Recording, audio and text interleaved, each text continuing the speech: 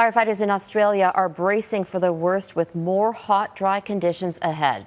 After a brief period of relief, a change in the weather is expected to fuel the country's bushfire crisis again. Yourex-West has more on the firefight and how Canadians have been working through the holidays to help.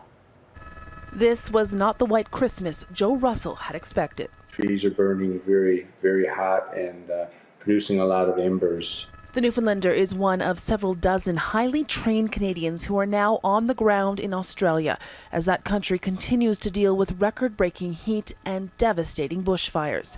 For the Canadians, it's meant missing Christmas at home with their families. In the last few years, Australia has sent resources up to places like British Columbia and Alberta and Saskatchewan to help with fires. And so Canada is just returning the favor.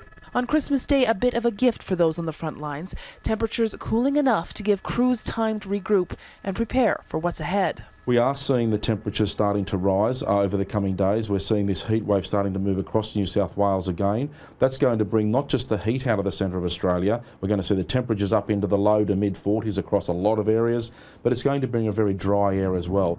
Authorities are now focusing on fires west of Sydney, burning dangerously close to infrastructure vital to the city's water supply. We've been worried about that from day one. We had multiple lightning strikes in the catchment region, and those fires have grown and ended up joining together. Bushfires have destroyed more than 4 million hectares across several Australian states in recent weeks.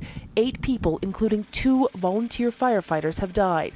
None of the Canadians sent to the country will work on the front lines.